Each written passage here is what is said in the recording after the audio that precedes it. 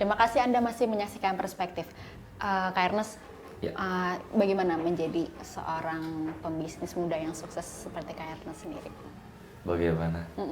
Apa yang bisa Kak bagikan nih itu untuk para anak muda supaya bekal, supaya bisa jadi pembisnis muda? Yang pasti buat teman-teman yang mau mulai bisnis, yang tadi saya udah jabarkan kayak mulai bisnis itu bukan berarti harus ikut-ikutan orang. Kalau memang bukan passionnya bukan di mulai bisnis ya cari yang lain yang passionnya di bidangnya. Kalau memang mau terjun di dalam dunia bisnis, pilih dengan sesuai dengan passionnya juga. Jadi jangan pernah kita terbebani, wah kayaknya satu geng lima-limanya bikin bisnis, mau nggak mau gue mesti ikut-ikutan bikin bisnis juga gitu. Itu adalah langkah yang salah, awal yang salah dalam membuat bisnis. Bisnis itu bukan seperti bermain, bisnis itu akan ada selalu hitung-hitungannya. Bisnis itu bisa dihitung semuanya juga dan harus direncanakan juga. Gitu, seperti itu. Oke, nah kalau misalnya, apakah Kak Ernest ada rencana untuk menambah bisnis yang lain atau inovasi yang baru lainnya? Kalau inovasi pasti ada terus dong. Namanya anak milenial, kita mesti berinovasi setiap hari kan. Tapi kalau proyek yang dalam waktu dekat ini, kita ada proyek di Senopati. Di sini. Masih di Senopati. Iya di Senopati juga. Ini sebenarnya rahasia tapi ya udah kasih tahu ya. Rahasia kita akan buat di Senopati 74. Itu lokasinya dekat dari sini. Itu kita akan bikin di situ akan ada minimal 3 brand di situ juga. Rencananya kita akan buka di akhir tahun ini. Oke, kita tunggu Gitu, ya. Namanya dirahasiakan ya. Masih dirahasiakan. Masih dirahasiakan. Oke.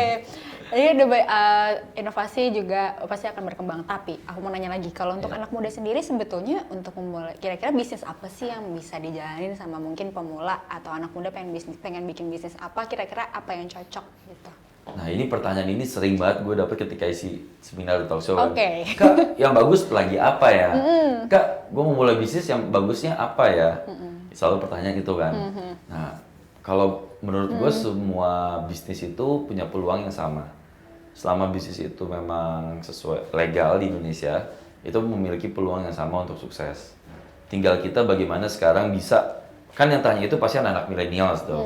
Gimana kita sebagai anak millennials bisa melihat keunggulan kita, yaitu kita dekat dengan digital, dengan internet, dunia digital ini kita sangat mudah mengakses.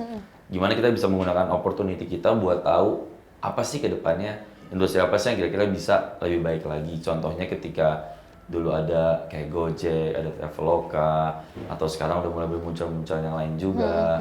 Kayak sekarang ada peer-to-peer lending, crowdfunding yang isinya anak-anak muda semua. Gitu. Nah, gimana kita bisa melihat itu sebagai peluang yang lebih bagus sih dibandingkan dengan senior-senior kita, generasi kolonial. Nah, kita generasi milenial ini harus bisa melihat itu sebagai wah, di sini ada peluang gitu. Kata kuncinya cukup itu sih. Industrinya apa? Itu bisa sesuai passion masing-masing. Semua bisnis bisa didigitalisasi. Bagaimana mendigitalisasinya atau apa yang mau didigitalisasi sesuai balik lagi ke masing-masing individunya. Oke.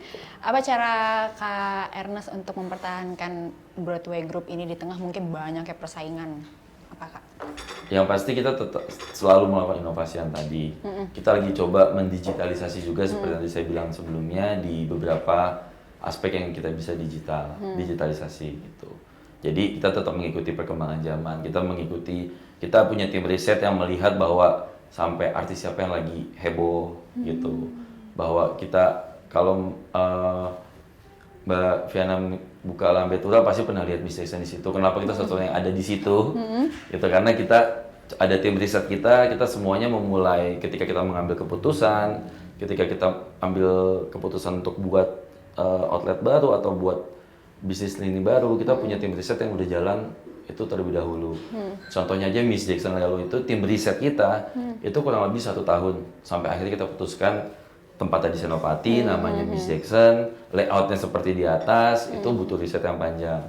Karena ketika hasil riset itu menggunakan angka dan data, itu dasar utama untuk kita melakukan kegiatan marketing, kegiatan promo, ataupun menghitung revenue kita. Gitu. Oke. Apa rasanya Kak Ernest sendiri bisa menjadi inspirasi bagi banyaknya masyarakat dengan membagikan pengalaman bisnisnya sendiri? Apa Kak rasanya Kak? Rasanya senang banget sih. Saya itu malas banget baca buku Mbak. Dulu gue itu malas banget baca buku. Tapi ada beberapa kali, lebih dari 5 kali, itu banyak ketika saya isi seminar, Kak Ernest ada buku nggak? Saya mau baca dong bukunya. Kak ada biografinya bisa dibaca. Nah dari situ saya melihat bahwa kalau saya bisa nulis buku, saya bisa menginspirasi atau bisa membagikan pengalaman saya lebih banyak lagi, ke lebih banyak orang lagi. Akhirnya tahun lalu saya memutuskan untuk baca buku banyak supaya saya bisa menulis buku sendiri. Gitu. Jadi itu sesuatu yang menurut saya tak ternilai sih, bisa menginspirasi banyak orang. Berarti akan mengeluarkan buku ya? Iya, akan mengeluarkan buku, tinggal ditunggu aja nanti. Oke, sekarang berarti siap lagi persiapan. Iya, tapi susah nulis buku, lebih gampang bikin display daripada nulis buku.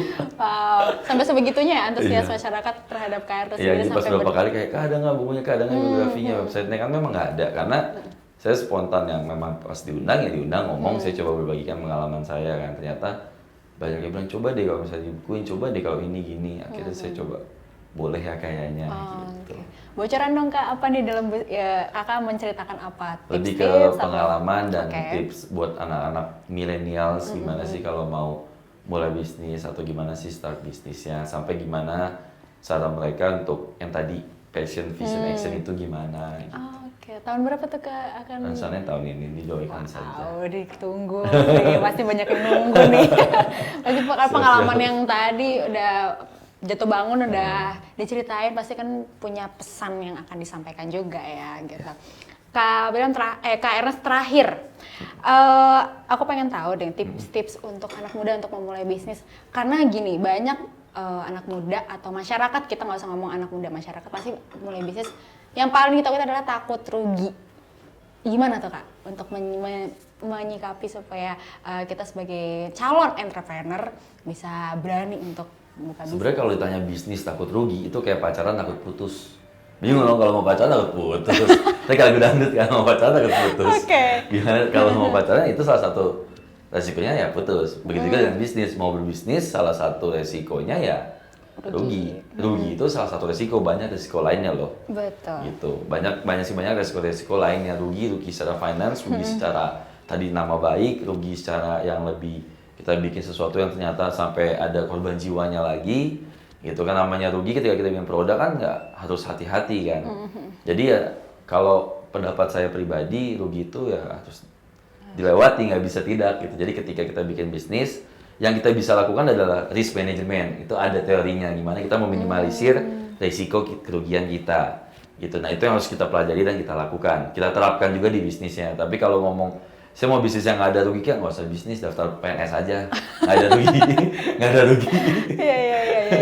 Jadi kalau misalkan jadi seorang entrepreneur justru rugi harus dilewatin iya. ya. Oke. Gitu. Kak, thank you banget atas Iya.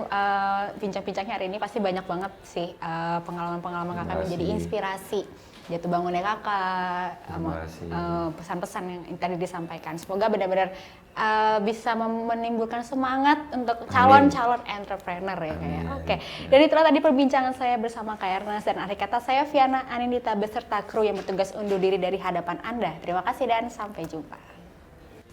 Perspektif saya untuk teman-teman yang mau memulai bisnis itu ada sesuatu yang fun, bisa untung, bisa rugi. Tapi bagaimana kita memulainya?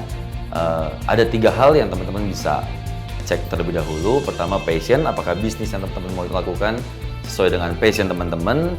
Dan yang kedua, vision. Vision, apakah teman-teman punya visi yang jelas, bagaimana setahun, 3 tahun, 5 tahun ke depannya. Dan ketika passion dan vision itu sudah ada, jangan lupa untuk action. Mulailah secepatnya dan mulailah dibuat dulu bisnis modelnya, bisnis plan-nya, sehingga action itu bisa terarah dan sesuai. Terima kasih.